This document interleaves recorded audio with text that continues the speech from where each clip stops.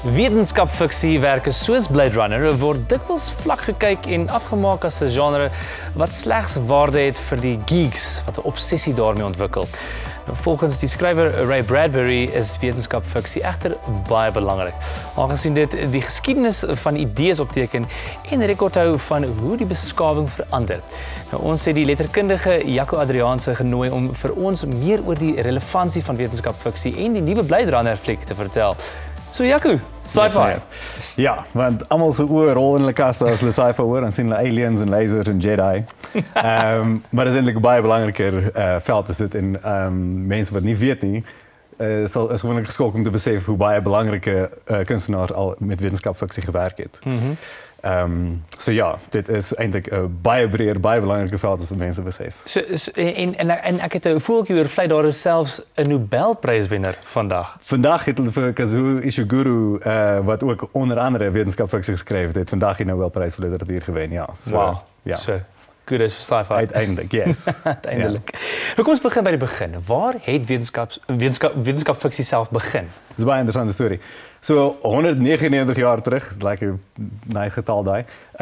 Mary Shelley, 18-jarige meisie saam met haar Carol Percy Bysshe Shelley, of hulle sou later getrou het, en hulle vriend Lord Byron, is op 'n koetstoer deur Europa. Nou daai is 3 van die belangrikste name in romantiese era literatuur gewees. En op hierdie toer besoek hulle onder andere 'n klomp van hierdie gothic kastele wat so deur die Europese countryside staan. En onder andere gaan kyk hulle by die kasteel van alkemis, hierdie mysteriese wetenskaplike alkemis, wat allerlei vreemde eksperimente in sy laboratorium aan die gang gehad. Anyway, terug by hulle mansion, hulle reën in vir 'n paar dae en hierdie skrywers daag mekaar uit tot 'n skryfkompetisie. En Mary Shelley gaan sit en sy skryf vir Frankenstein. Obviously vandag een van die mees gerekende, van die oudste klassieke boeke, en ook dan een van die eerste wetenskapfiksie verhale soos ons hom vandag ken. Wow. Yes. So jy sê daar's van die temas van Frankenstein se tyd wat selfs nou nog deurkom by iets soos Blade Runner. Absoluut. So wat Frankenstein so uniek gemaak het is hierdie fokus op wetenskap en Frankenstein se volle titel is eintlik Frankenstein or the Modern Prometheus. En vir die wat hulle mitologie ken, Prometheus is die ou wat die vuur by die gode gaan steel het. En 'n allerlei moeilikheid daarvoor gekom het. Maar hierdie tema is tot vandag toe nog in wetenskapfiksie te sien. So dit is die idee dat soos ons vordering maak, soos ons tegnologie ontwikkel en nuwe goeders ontdek, steel ons meer idees by die gode. Steel ons hierdie geheime van die heelal, nuwe ontdekkings en ons steel hierdie idees van die gode. En dit vat ons vorentoe, dit dryf ons vorentoe in die lewe, ja. Great. Nou, wat sê is van die grootste landmerke in die geskiedenis van wetenskapfiksie? Ja, daar is verskriklik baie van hulle. So na Shelley spring ons 'n klompie jare vorentoe, hier by die draai van die 1800s en die 1900s toe, het ons vir ouens soos H.G. Wells en Jules Verne. H.G. Wells wat The Time Machine geskryf het, wat mense sal ken, en War of the Worlds geskryf het, wat ook 'n baie bekende een is.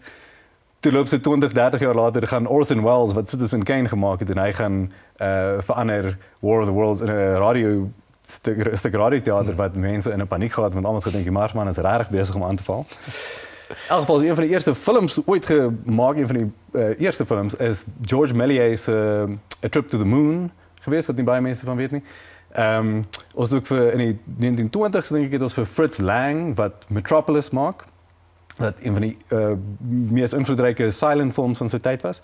En ook is baie vir die estetika van wetenskapfiksie gedoen. Want dit is waar jy vir die eerste keer hierdie megastede sien, wat jy ook vandag in die nuwe Blade Runner, die ou en die nuwe Blade Runner films sien, hierdie enorme cityscapes. Ja. Van daar af spring ons aan 'n klompie jare vorentoe, dan het ons vir Aldous Huxley en George Orwell met Brave New World in 1984. Wat alles die dystopiese fiksie, wat ons vandag baie populêr geraak het, dystopiese fiksie. Hier 60, 70 het ons die new wave van science fiction. So dis waar die deur so 'n bietjie oopgeskop word en ons kry meer diverse versamelingsskrywers, ons meer vrouens, soos Margaret Atwood en Ursula Le Guin wat 'n bietjie op die tafel kom. Douglas Adams met Hitchhiker's Guide to the Galaxy. Dis ook wanneer Stanley Kubrick vir 2001 A Space Odyssey maak, een van die belangrikste films van alle tye. Ja, so New Wave is baie belangrike tyd. En ja, so gaan dit aan so deur die dekade. Elke dekade het 'n belangrike ding en tot hier op grondvlak het ons op die oomblik skrywers soos Lauren Beekes wat 'n paar jaar terug die Hugo Award, die grootste prys in sci-fi vir haar Zoo City gewen het.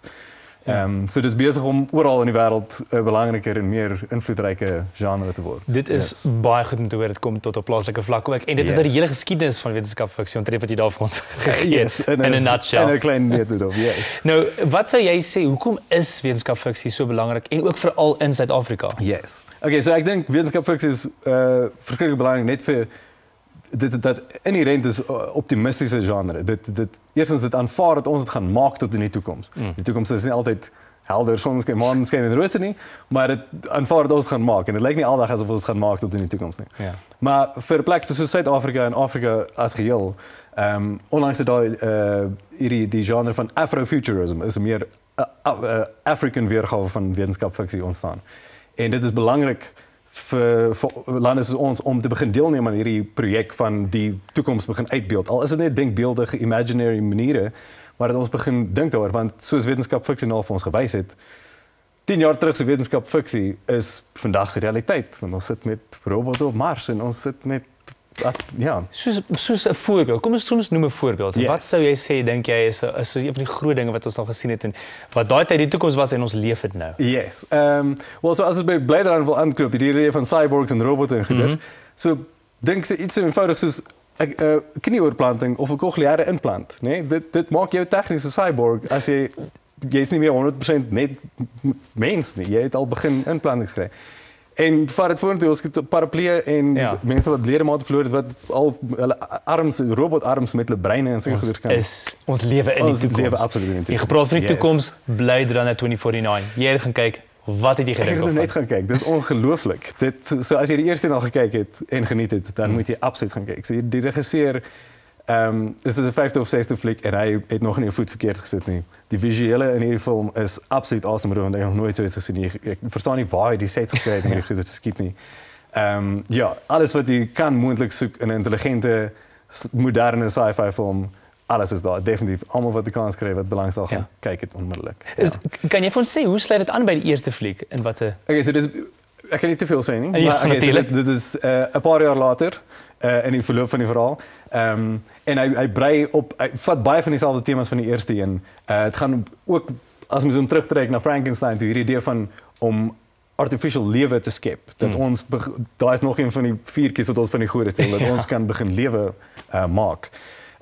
So dit werk baie met hierdie idee en die idee van identiteit en waar trek ons die lyn tussen ek as 'n mens en die goeders wat ons maak, wat ons probeer lyne trek tussen ons en hulle, maar wat nie noodwendig hierdie lyne hou nie reg op. Maar ek sê vir jou, Jaco, ek kan nie wag om te gaan kyk nie. Dit klink awesome, Ruben. Baie dankie. Dit was dan Jaco Adriaanse oor wetenskapfiksie.